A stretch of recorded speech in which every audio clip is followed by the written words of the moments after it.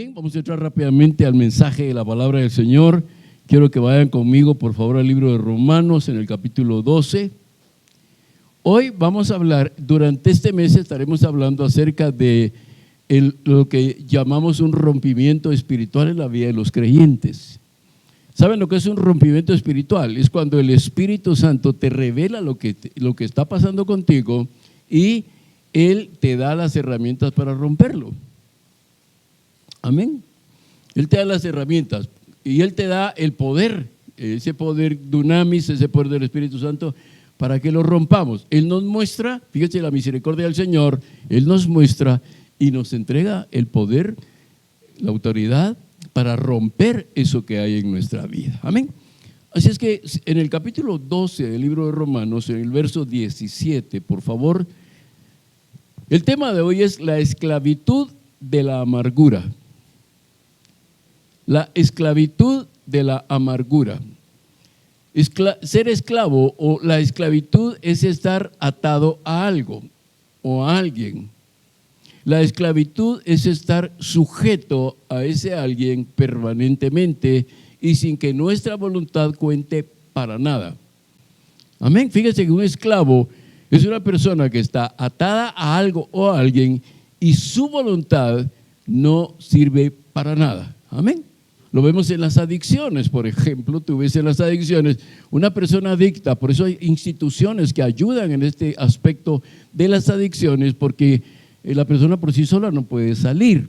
Entonces hay instituciones terrenales que ayudan en esto, no las voy a mencionar en este momento, ya ustedes sabrán algunas de ellas, pero también sobre la esclavitud hay una promesa del Señor de llevarnos a la verdadera libertad. Jesús mismo dijo: si el Hijo os libertare, seréis verdaderamente libres. O sea que Él está hablando, si Jesús, el Hijo de Dios, dijo: si el Hijo os libertare, es porque nuestra condición en algún momento está sujeta a una esclavitud, a algo o a alguien. Amén. Así es que conmigo ahí en Romanos capítulo 12, verso 17, por favor, vamos a leer. No paguéis a nadie mal por mal. Procurad lo bueno delante de todos los hombres. Verso 18. Si es posible, en cuanto dependa de vosotros, estad en paz con todos los hombres. Verso 19. No os venguéis vosotros mismos, amados míos, sino dejad lugar a la ira de Dios. Porque escrito está: mía es la venganza, yo pagaré, dice el Señor. Y concluimos con el 20. Así que, si tu enemigo tuviere hambre, dale de comer. Si tuviere sed, dale de beber. Pues haciendo esto, ascuas de fuego amontonarás sobre su cabeza. Padre, que la palabra tuya quede grabada, cimentada, establecida en el corazón y en la mente de cada uno de mis hermanos que están escuchando, no solo presencialmente, sino aquellos hermanos y hermanas que están a la distancia, escuchando y viendo a través de esta transmisión, Señor. Bendecimos desde ya a cada uno de ellos y que la gracia tuya venga en forma de liberación esta mañana. Que la gracia tuya rompa ataduras, quebrante yugos y desate cadenas de aquella esclavitud que está marcada, Señor, por el dolor, por el resentimiento, por la profundidad, Señor, de aquello que en algún momento sufrimos y nunca buscamos sanar esa área, Padre. Y que hoy, este día, Señor, un día de Santa Cena, un día en el que también nos sentamos a la mesa espiritual, pero nos sentamos a la mesa tuya, a la mesa del Señor. Que hoy venga la verdadera libertad en nuestro corazón. En el nombre de Jesucristo. Amén. Muy bien, la amargura es una actitud de hostilidad. ¿Sí? Es una persona que siempre está irritada. Una persona amarga, amargada o amargada, como decimos comúnmente a través de la palabra esta que el Señor nos ha enseñado, que es la palabra mara, esta es la palabra en el hebreo antiguo, pero vamos a ver algunos aspectos, algunas definiciones hoy. Dice que es un dolor que hay en el corazón de la persona y que desata en la persona ira. Y esa ira va a desatar hostilidad, irritación, intranquilidad, que llegan al nivel de intensidad, para arriba o para abajo. Se sube y se baja constantemente, amén. Y hay algo peor todavía, y es el deseo de esta persona de devolver el golpe que le dieron, de una o de otra forma. Está buscando vengarse la persona que está amargada. Y lo puede hacer de diferentes formas, tal vez no es la misma forma que se lo hicieron a ella. Hablo de la persona, el término genérico de persona. ¿Y cuál es el resultado? Este resultado es el resultado de no perdonar. El problema es lo que siempre hemos predicado desde este lugar, y es el perdón. No solo el perdón que obtenemos de Dios, sino el perdón que nosotros debemos de extender a las demás personas. ¿Por qué razón no extendemos perdón? Porque dejamos que el dolor y la ira vayan controlando nuestra vida hasta el punto que nos ciega. Y ya no vemos nuestro futuro, ya no vemos lo que está delante de nosotros, sino que vivimos del pasado. La persona que está amargada y que se deja controlar bajo ese lazo, esa cadena o ese yugo de amargura, es una persona que está constantemente viendo su pasado. Depende de su pasado. Relación padres-hijos, relación entre hermanos, relación esposo-esposa o ex-esposo-ex-esposa, relación en compañeros de trabajo, tal vez con un jefe que te despidió injustamente, relación y esa ira y ese dolor, ese resentimiento contra aquel compañero de trabajo que provocó tu despido, aquella persona que te robó dinero, aquella persona que te engañó y que nunca más te devolvió ese dinero y dejó en ti un resentimiento que en algún momento se convirtió en amargura. Amén. Muy bien, la amargura en la Biblia entonces puede entenderse como resentimiento profundo y persistente, ¿sí? Persistente, así como, ¿saben? La palabra persistente aquí es la misma palabra que usa Salomón cuando habla de la mujer que es la mujer necia, que es como gotera continua, ¿verdad? Esto es lo mismo. La persona que está esclavizada por la amargura es una persona que tiene ese dolor, ese resentimiento persistente. No se le quita. Y aquí no estoy hablando de gente incrédula. Aquí estoy hablando también de hombres y mujeres creyentes que en algún momento no han solucionado ese problema y no han extendido, no han buscado primeramente el perdón sobre sus vidas y no han extendido ese perdón. Vemos una de las situaciones de la Biblia, no voy a ir a esos pasajes, pero algunas de las situaciones de la palabra, el caso de Saúl con David. El rey Saúl, cuando se enteró que había ya algo, que él había perdido prácticamente ya su trono, prácticamente porque todavía estaba vivo, absolutamente, cuando él murió, y él ve a David lleno del Espíritu y ve cómo David cuando canta, cuando alaba, esos espíritus que gobiernan a Saúl salen de él. Entonces Saúl entiende que hay algo más en ese muchacho, que ya es un joven, por supuesto, y él se llena de resentimiento y de ira contra David, de tal manera que procuró varias veces matarlo. Miren hasta dónde llega el resentimiento y la amargura. Cuando estás esclavo, cuando una persona está esclava al resentimiento, puede llegar a tener intenciones de matar a la otra persona. Hemos visto casos muy recientes dentro de todo este mundo de los youtubers, instagramers y todo este tipo de cosas. La falta de perdón en el corazón de la persona que está atada, se acumula el enojo en esa persona porque no perdona, no logra perdonar, no ve una posibilidad de perdonar porque su corazón está resentido, hay dolor, necesita ser ministrado. ¿Saben cuál es uno de los problemas, amados hermanos? Que hay personas que tienen este problema y no buscan ayuda. No buscan ayuda, entonces están viviendo constantemente con eso adentro, no lo pueden resolver solos. Amén.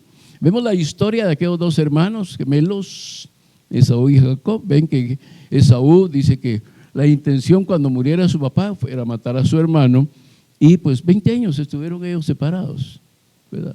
Ya nos contaron en las prédicas anteriores cómo es que pues Jacob no pudo ver tan bien a su mamá y a su papá cuando murieron. Fíjate que hay una nota en este pasaje, en el último versículo, que se ha interpretado mal. Porque cuando habla de ascuas de fuego, en algunos círculos cristianos se dice, vas a provocar que sea, que le vaya mal. Cuando tú oras por esa persona, por ese enemigo, vas a provocar que a esa persona ascuas de fuego. Dice, ascuas de fuego es que lo consuma totalmente el Señor, porque el Señor dice que Él va a pagar. Entonces, en algunos círculos cristianos se predica y se enseña acerca de que cuando tú oras para que le vaya mal a la persona, tú oras para que Dios tome venganza, y la venganza de Dios es destruir a esa persona. Pero si el Señor mismo nos dice a nosotros que amemos a nuestros enemigos, imagínense Él, que es amor. Ahora, quiero contarles acerca de lo que es ascuas de fuego. En la terminología puramente bíblica, ascuas de fuego habla del perdón y el amor hacia quien nos maltrata. En la terminología puramente bíblica, amén. Fíjese que dice que tú amas tanto a esa persona que te hizo daño que provocas vergüenza en la persona. La persona llega a avergonzarse porque sabe que te hizo daño a ti y que tú en lugar de daño, en lugar de vengarte, tú lo que haces es que lo amas, le sirves, le ayudas. Y entonces dice que la vergüenza que viene a esa persona hace que la persona se sonroje. Y si tú te has sonrojado o azareado, tú sabes lo caliente que se siente la cara. Eso es entonces en la terminología bíblica. Amén. Amor, el amor y el perdón hacia esa persona, hacia la persona que te ha maltratado, va a provocar que ascuas de fuego, dice. ¿Sí? Estén sobre su cabeza. Ahora, cuando te azareas o te avergüenzan, ¿verdad? Lo puedes haber sentido muchas veces. Posiblemente te pasó cuando que quisiste pagar ahí en el supermercado y tu tarjeta no pasó, ¿verdad? Y tú dijiste que es raro. Y te vuelve y pasas otra y las tres. Y ascuas de fuego. Porque le debes a alguien. Si hubieras pagado no estarías pasando ese problema. Bien, hay una vergüenza cuando tú oras por tus enemigos, de acuerdo a lo que la palabra de Dios nos enseña. Cuando oramos por nuestros enemigos, ascuas de fuego, dice vergüenza se acumula en ellos porque tú le das amor a esa persona, porque tú le sirves a esa persona, porque tú ayudas a esa persona a pesar que es tu enemigo. Amén. Ahora, fíjense que en las culturas antiguas, aquí hay un tema que quiero que también lo revisemos. En algunas de las culturas antiguas, las culturas asiáticas, sobre todo las culturas egipcia y de Asiria, los caldeos, etcétera, cuando una persona llevaba un sartén con brasas en su cabeza, era una señal de profundo arrepentimiento. Una sartén con brasas en la cabeza. O sea, en las culturas caldeas, asirias y egipcias, esa era la costumbre. Cuando una persona quería mostrar su arrepentimiento, se ponía una sartén con brasas en la cabeza. Por eso es que en algún momento se menciona que ascuas de fuego amontonará sobre su cabeza. Se volverá su propia vergüenza a la persona por el daño que te hizo delante de la máxima autoridad que hay, que es Dios mismo. Amén. Esto es sumamente importante porque tenemos que ver, amados hermanos, que la amargura, según nos dice Hebreos capítulo 12 y versículos 14 al 15, ya lo conocemos, pero tenemos que leerlo rápidamente, y para los que están ahí en casa también pueden ir con nosotros al libro de Hebreos, en el capítulo 12 y versículos 14 al 15. Esto es esa amargura que en algún momento destruye. La amargura no te hace ningún favor. Imagínate que tú estás viviendo con amargura dentro de ti y cada vez que ves a la persona que te causó daño, se te revuelven los menudos, se te derrama la bilis, decía mi mamá. Amén. Y en ese verso 12, 14, 15 dice, seguid la paz con todos. Es una orden, es un mandato. Seguid la paz con todos. ¿Y qué dice? Y la santidad, sin la cual nadie verá al Señor. Nosotros adjudicamos y decimos, el que no sea santo no va a ver al Señor. Pero aquí la Biblia nos dice también que si tú no estás en paz con la gente, tampoco vas a ver al Señor, porque eres un enemigo.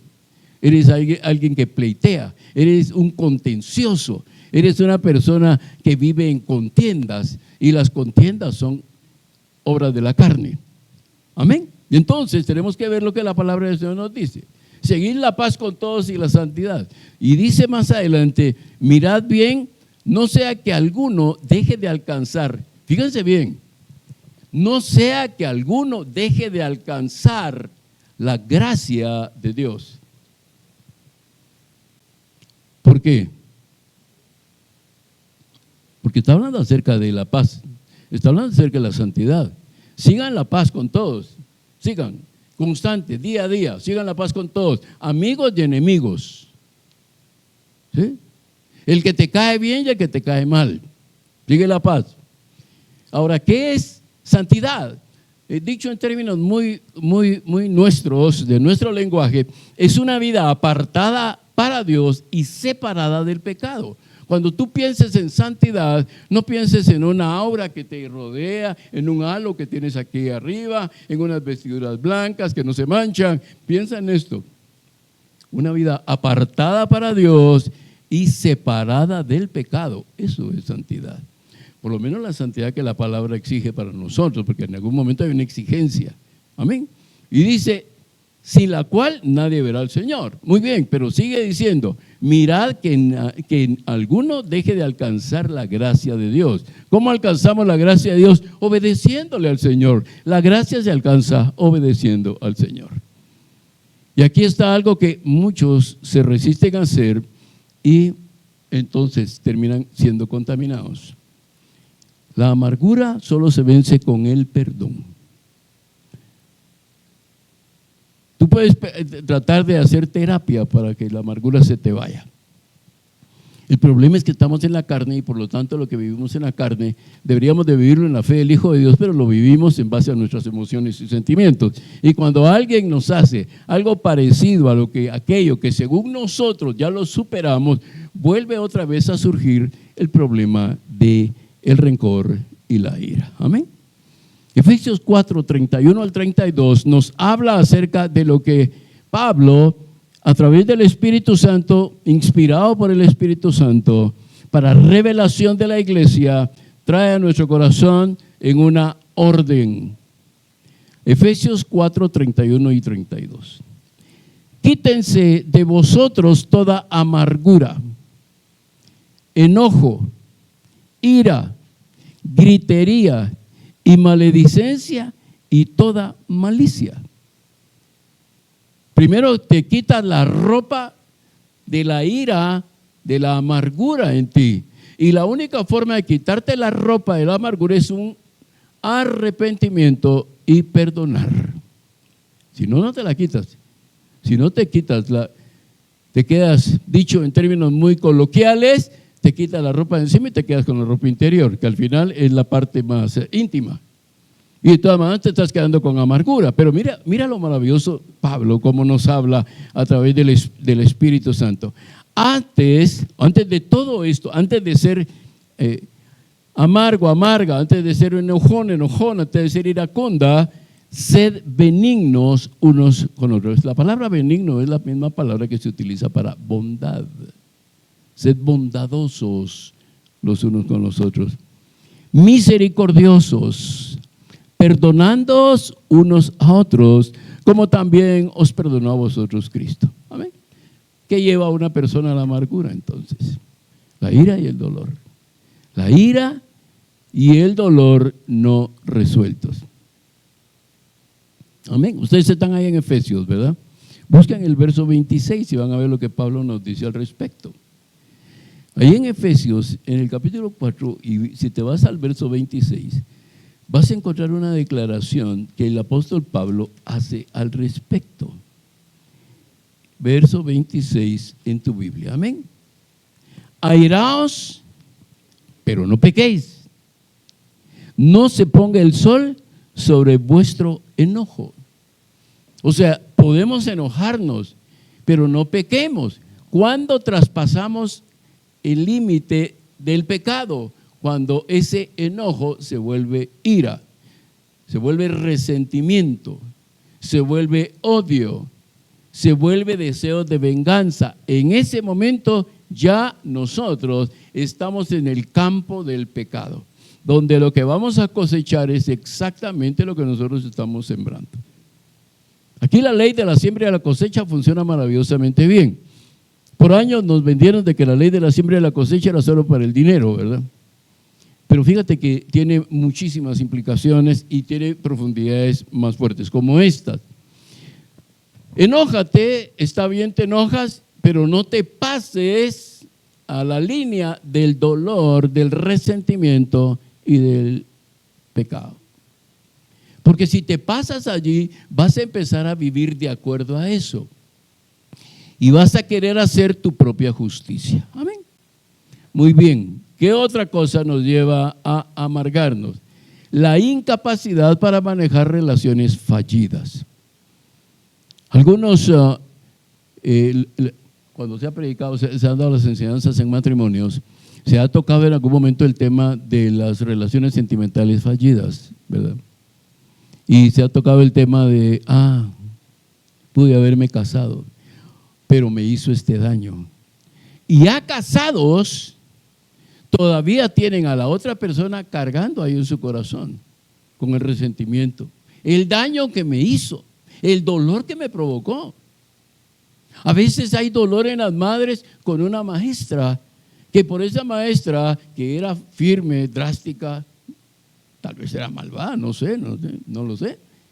El hijo no pasó y tuvo que repetir el grado.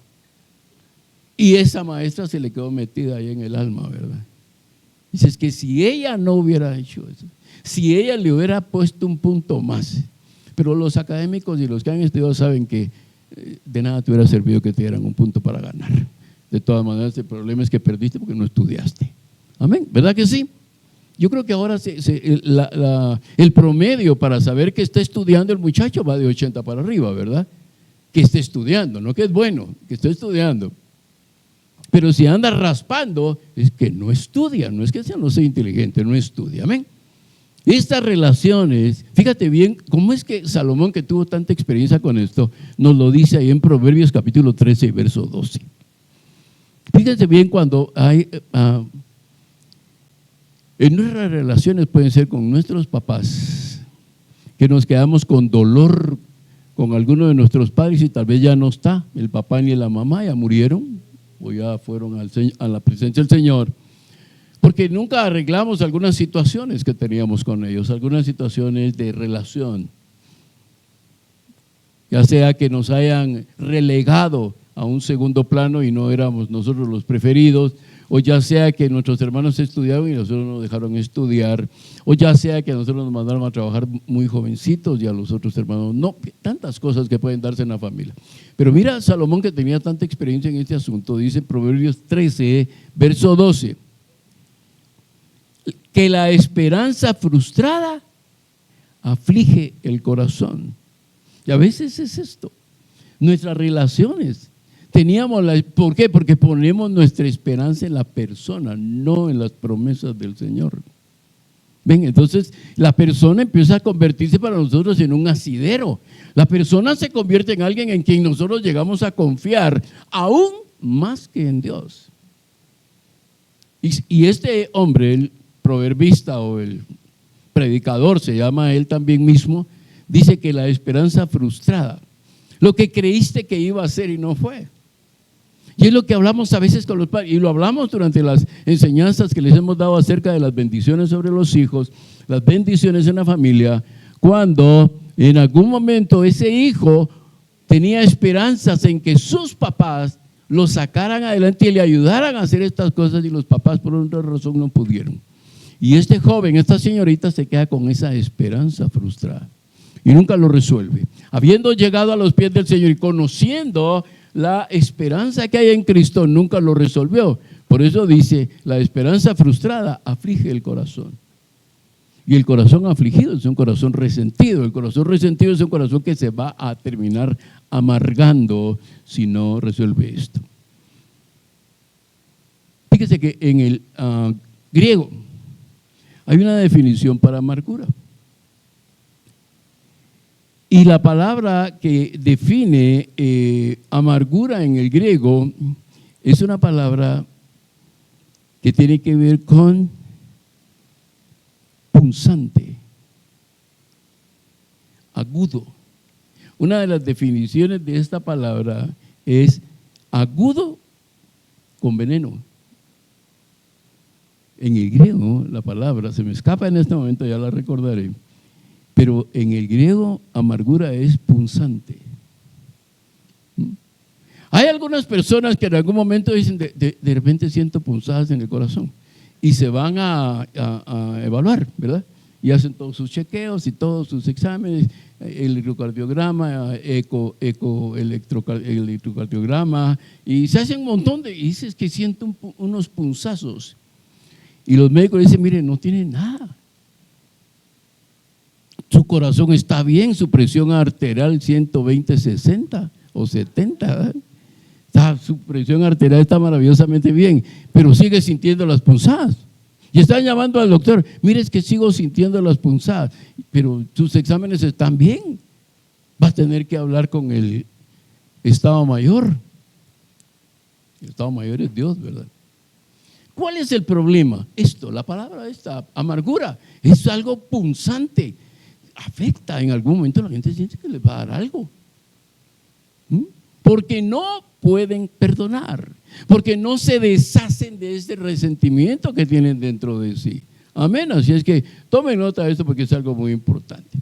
Vamos a ver algunas características de una persona dominada por la amargura.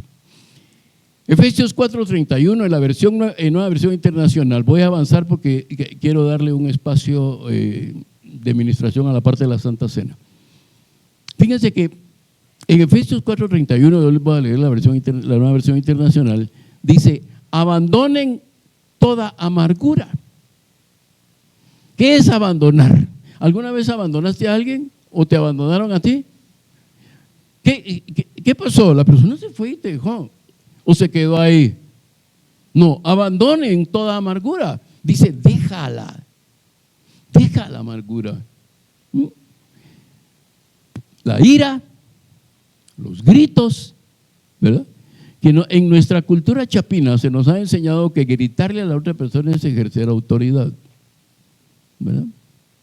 Entonces, pues ya hay un dicho en Guatemala que dice que el que tiene más saliva traga más pinolo, o sea que es el que más grita, ¿no? Y el que más grita es el que tiene autoridad. Mentira, es el que está más amargado, es más resentido, por eso grita, ¿o no? Yo miro a los esposos, pero igual miro a las esposas también, ¿verdad? Amén. Fíjense bien, Levítico 19:18. Los pensamientos obsesivos de venganza son una característica en la persona dominada por la amargura. La persona dominada por la amargura es una persona que está constantemente pensando en cómo se va a vengar de lo que le hicieron. Y en Levítico 19:18 dice, no seas vengativo con tu prójimo. Hermanos, es una orden.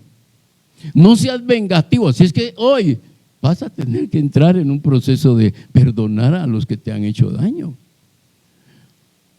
Ni le guardes, fíjate bien, no solo dice que no seamos vengativos, sino dice que no guardemos rencor contra esas personas, ¿verdad? No, yo no puedo vengarme porque la persona se fue lejos. Sí, pero tú seguís teniendo los punzazos en el corazón. Amén. Ama a tu prójimo como a ti mismo. Y fíjate bien, cuando en la palabra el Señor dice, yo soy el Señor, está diciendo, te estoy ordenando que me obedezcas. No lo decimos nosotros en algún momento con nuestros hijos cuando los corregimos. Yo soy tu papá y a mí me vas a hacer caso. ¿Sí? La mamá, yo soy tu mamá o yo soy tu nana y me vas a hacer caso. ¿Verdad que sí? Bueno, ¿de dónde lo sacamos? En algún momento culturalmente no sé de dónde, pero lo que sí sé es que cuando el Señor dice, termina un mandato diciendo, yo soy el Señor, te estoy diciendo que lo hagas. Amén.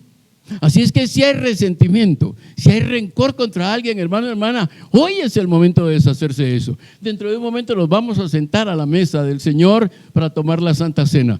Hermano, saca eso de tu corazón. Amén. Quiero leer un pasaje más que está en Proverbios 21, 24. La persona amargada es una persona sarcástica. Y no que cristiano, pues. Y no que vas a la iglesia, pues. Y no que predicas. Es una persona sarcástica. Es una persona que está amargada. Y no que oraste, pues. Es sarcasmo. Es amargura en el corazón. Proverbios 21, 24 dice, altivo, arrogante y escarnecedor son los nombres del que obra con orgullo insolente. ¿Ya vieron las características de una persona amargada? Se quiere imponer sobre los demás. Por eso les decía lo de la gritería, que seguramente Pablo también pasó por eso. Otros aspectos, otras características de una persona amargada son los comentarios críticos y desagradables. Y lo vemos también dentro de la misma iglesia cristiana, personas que se sientan, se reúnen para criticar, para murmurar. Hablan y tú te sientas con ellos y sientes lo desagradable que es estar con estas personas, porque solo están hablando mal de los demás. Solo están criticando a los demás. Todo lo que los demás hacen está mal. Te dan a entender que lo que yo hago está bien. Amén. Conflictos constantes con otros, siempre están pleiteando, siempre están peleando con la gente. Todo, se pelea con todos, ¿verdad? Vecinos, amigos, padres de familia, con lo que sea. Agresividad en sus relaciones. Las palabras que salen de su boca son como puñales. Como espada, dice el proverbista también. Las palabras son como espada.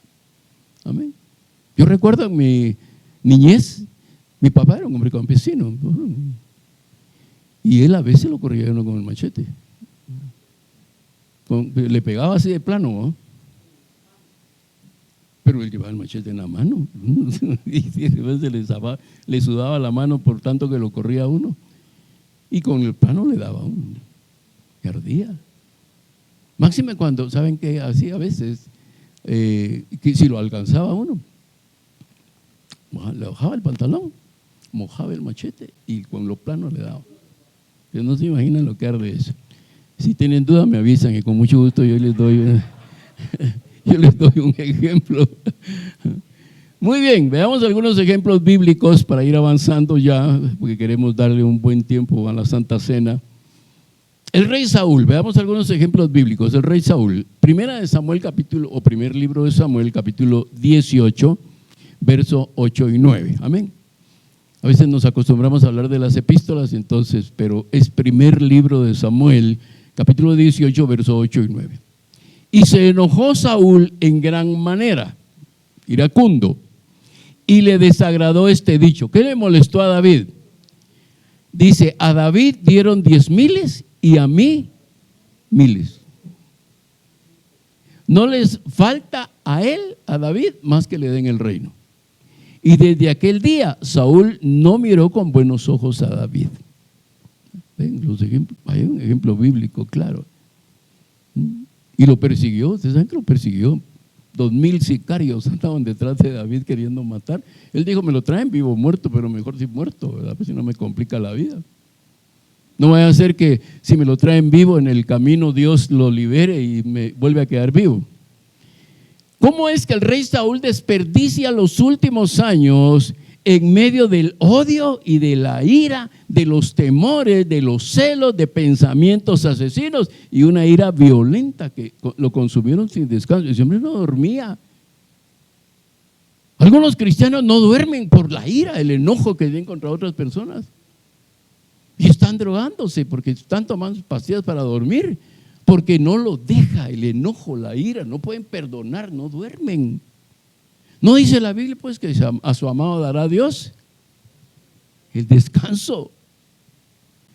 A su amado, a aquel que obedece lo que él está diciendo aquí, perdonen, amen, perdonen, y a su amado dará Dios. Pero aquel que está ahí tiene, y aquella cosa de la bilis se le está derramando constantemente. Amén.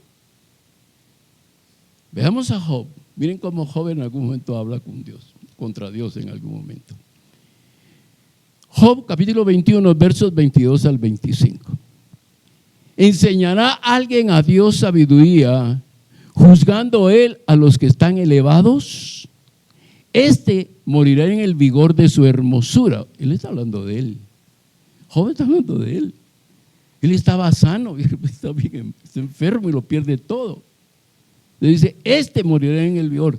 Sí, fíjense que le está adjudicando a Dios esto. Sí, era uno de los problemas porque duró tanto tiempo. Dice, todo quieto y pacífico. Sus vasijas estarán llenas de leche y sus huesos serán regados de tuétano. Y este otro morirá en la amargura de ánimo sin haber comido jamás con gusto. Pan de lágrimas, decía Jeremías, ¿verdad? Pan de lágrimas. Comen llorando o lloran comiendo. Hay tal amargura que están comiéndose ahí un rico pepián y de pronto empiezan a caer gotas de lágrimas porque se están acordando que no le pudieron echar chile de más al pepián que le dieron al otro. Job no comprendía por qué estaba sufriendo. Hermanos, Job era justo, era íntegro y todo, pero no digamos que él entendió desde el principio. Job no entendió desde el principio qué era lo que estaba pasando. ¿Verdad que no nos pensamos, no, pero Job era justo, era íntegro? Entonces él entendió y se sujetó a Dios. No, lean y van a ver que no, él no entendía lo que le estaba pasando. Amén. Y las palabras de Job, si ustedes leen todo el libro de Job, léanlo, son 42 capítulos, van a leer rápido. Revelan la profundidad y el dolor que había en su corazón. Ese hombre había dolor. Todos los días amanecía con el mismo problema. Llagado, sin poder servirse la comida a sí mismo, teniendo que rascarse con ladrillos. ¿Ustedes creen que él estaba? No. Miren cuando él dice, Dios dio y Dios quitó. O sea, el nombre del Señor glorificado, pero él lo está diciendo con amargura.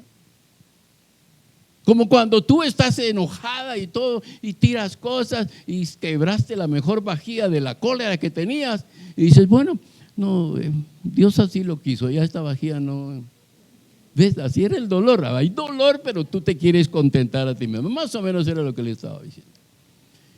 En Lucas 6, 27 y 28, Jesús enseñó acerca de esto. Otra vez, vuelvo a leer esta parte tan importante de la boca del Hijo de Dios. Pero a vosotros os digo, a todos los que estamos oyendo aquí, a los que están allá en casa, a los que están conectados y se van a conectar a través de nuestra plataforma, vosotros os digo, amad a vuestros enemigos, haced bien a los que os aborrecen, bendecid a los que os maldicen y orad por los que os calumnian. Señor, mire, yo veo a veces en estas cuestiones de Instagram tantas burlas a las cosas de Dios, y aparentemente no es que sale una tendera cristiana y le dice, Señor, ilumínalo, elimínalo. Eso es una burla a las cosas del Señor, pero ahí ustedes ya podrán discernir todo esto. Hechos capítulo 8, versos 22 y 23. Aquí está Simón el mago. ¿Qué quiso hacer Simón el mago? Comprar. ¿Qué quería comprar? El poder del Espíritu Santo. Amén. Y fíjate cómo le contesta Pedro. Mira cómo Pedro ve a través del discernimiento espiritual, porque saben que tenemos discernimiento espiritual, ¿verdad? Lo que pasa es que algunos no decimos lo que estamos viendo en el otro, ¿verdad? Pero sí tenemos discernimiento espiritual. Pero mira lo que le dice Pedro. Él quiere comprar el poder del Espíritu Santo. Simón. Simón es el nombre, no le estoy diciendo Simón yo. Simón es el nombre. Arrepiéntete pues, número 1, de esta tu maldad, reconocimiento de pecado, y ruega a Dios, buscar el perdón, si quizás te sea perdonado el pensamiento de tu corazón, porque en hiel de amargura y en prisión de maldad veo que estás. Aparentemente era buena gente, pues era mago, era adivino, era vidente, si ustedes quieren verlo así, pues espiritista. Era espiritista. Y él vio que venían miles y venían, y aún con la sombra y los paños. Y él dijo, está bueno, business is business, digo, y hacer negocio, aquí hay que comprar el don del Espíritu Santo. Yo quiero ese poder. Pero miren dónde lo ve Pedro. Pedro le dice, tú estás en hiel de amargura. Y lo que veo es que en ti únicamente hay maldad. Tus intenciones siempre son de maldad. Amén. Y ahora Pablo, ya voy a concluir, voy a pedirle a mi hermano Julio que va preparándose. El apóstol exhortando a los creyentes. Aquí regresamos a nuestro pasaje de Hebreos 12, 14 y 15. Cuando Pablo dice, sigan, caminen todos los días en paz con todos.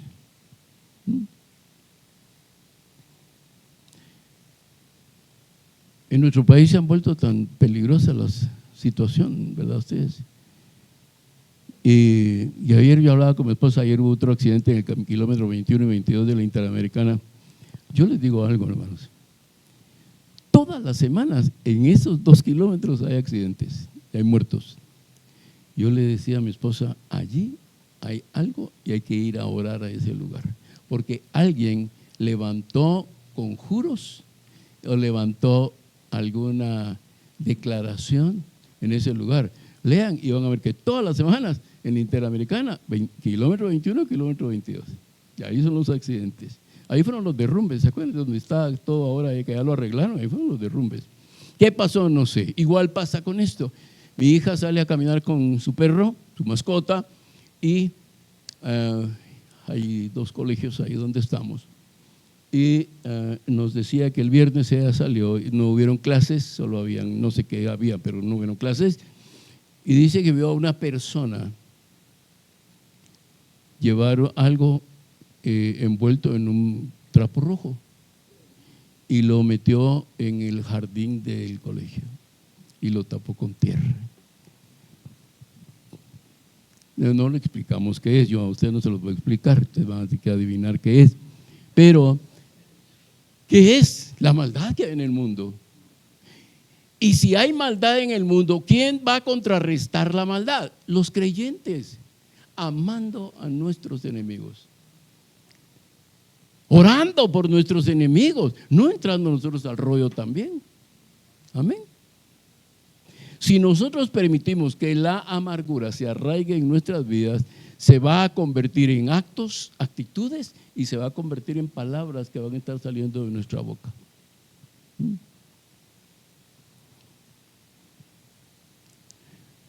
Cuando yo jugué fútbol en una división bastante fuerte aquí en el Roosevelt, y recuerdo que cuando había uno de esos hábiles que le pegaba a uno una bailada, yo jugaba defensa, desde afuera me gritaba, ¡mátalo!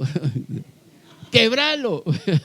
Aquí nadie jugó fútbol, no saben lo que son esos términos, yo sé que sí, pero ¿verdad que decir quebralo? Le decían a uno, ¿ah? ¿Por qué? Pero si los más que es más hábil, pues está jugando. Y a veces así somos con nuestro prójimo. Ojalá choque. Vean, le vemos un carro nuevo, ahí van a ver que lo va a regresar chocado. Ven, miren la maldad que hay en nuestro corazón. ¿Por qué? Porque está arraigado. Dejamos que eso se arraigara dentro de nosotros, ¿verdad? Si uno de los compañeritos le pegó a nuestro hijo en el colegio, déjalo, ya vas a ver que va a perder el año. Miren, es que ahí está esa cosa todavía. Hoy es el momento de arrancarlo. Hoy es el momento de dejar esto en las manos del Señor y liberar nuestro corazón, porque estamos atados. Estamos totalmente atados. Amén. Así es que quiero invitar a mi hermano Julio para que ministre la Santa Cena y él va a cerrar con oración, con ministración este tiempo.